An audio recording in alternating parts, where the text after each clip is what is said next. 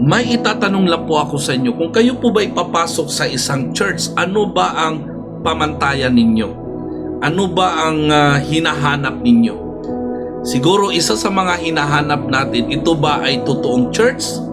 At ito ba ay itinayo ng ating Panginoong Jesus? Marami po sa mga churches na nag-claim na sila ay itinayo ng ating Panginoong Jesus. Sa sobrang dami po ay hindi na po natin alam kung ano at sino at ano ba talaga ang church na itinayo ng ating Panginoong Jesus.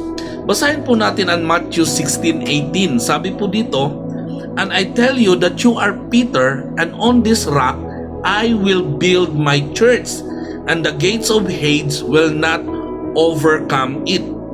Isa po sa katotohanan na kahit maraming mga reliyon ang nag-claim na sila ang itinayo ng ating Panginoong Hesus, ay hindi po talaga natin malaman kung aling church diyan, pero ito lang po ang katotohanan na alam natin.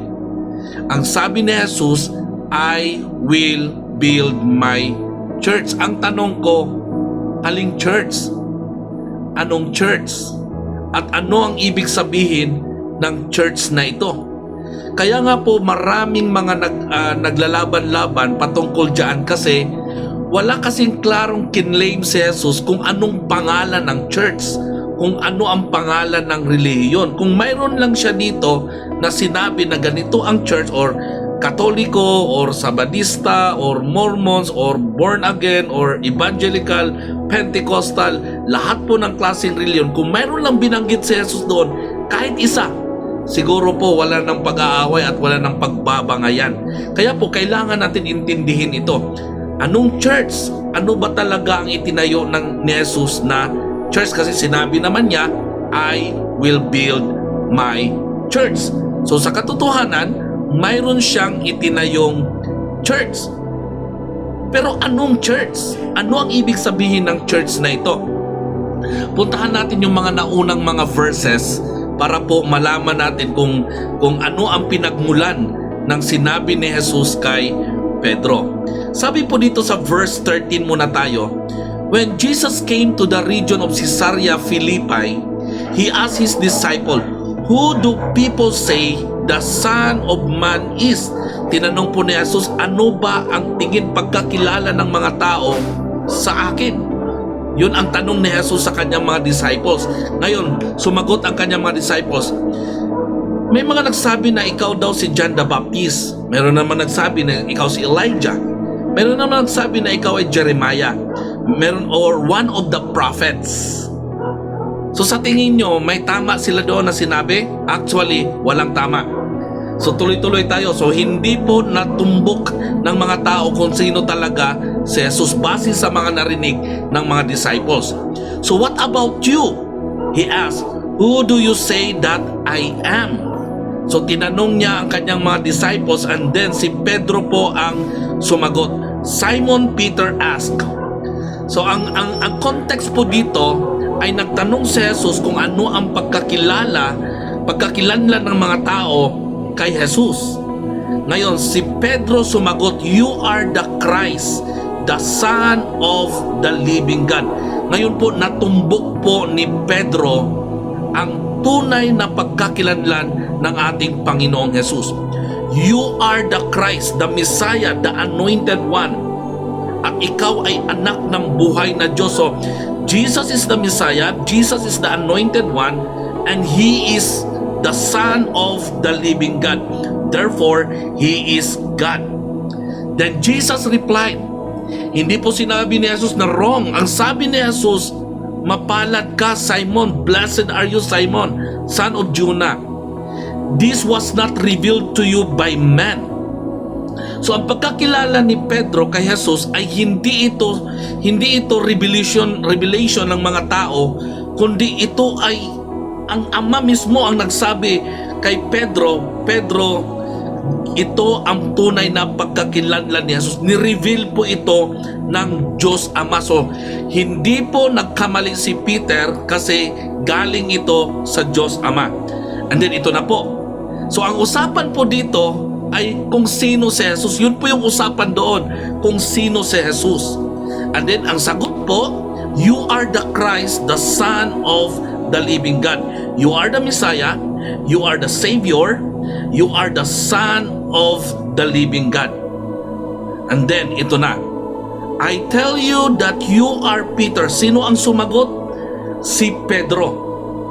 Ang sumagot ng tama na ni-reveal ng Diyos Ama sa kanya. Ang ibig sabihin po ng Peter ay small rock, no? So dito po makita po natin na mayroon pong connection, the small rock and the big rock. So I tell you that you are Peter, and on this rock I will build my church. Itatayo ni Jesus ang kanyang church sa bato. Ang tanong ko, ano ang bato? Sino ang bato? Alam mo, sa Biblia po, Jesus is our cornerstone. He is our foundational stone. So sa madaling sabi, the rock dito ay yung confession ni Peter patungkol kay Jesus. That is the foundation. That is the foundation of the church. Doon po mabubuo ang isang church. Sa tamang confession, sa tamang pagkakinanlan kung sino si Jesus. Mayroong mga sekta nagsasabi na si Jesus ay propeta. May mga sekta nagsasabi na gaya ng mga sinabi dito na you are one of the prophets. And then may sinasabi na si Jesus ay tao. May sinasabi na si Jesus ay anghel. Pero dito po, sinabi po dito kung ano ang tamang pagkakilanlan kay Jesus. He is the Christ. He is the Son of the living God. And that is the rock. That is the foundation where Jesus Christ will build His church. So ang ibig sabihin po ng church dito ay the called out ones. Hindi po talaga ito, ibig sabihin nito ay church na yung nakikita natin na relihiyon ngayon o nakikita natin na building ngayon. When we talk about church as a building, that is the church made by man. When we talk a church about religion, that is a church made by man. But when we talk about the church made by the Lord Jesus Christ, it was a church made by relationship. Kung ano talaga ang tunay na pagkakilanlan natin sa Panginoong Jesus. So Jesus will build the church by the group of people na ang kanilang pagkakilanlan kay Jesus ay you are the Christ, the Son of the living God. Diyan po magtatayo si Jesus ng church. So ibig sabihin, halimbawa ako, I believe in the Lord Jesus Christ as the Christ, the Son of the living God. I am one of the church.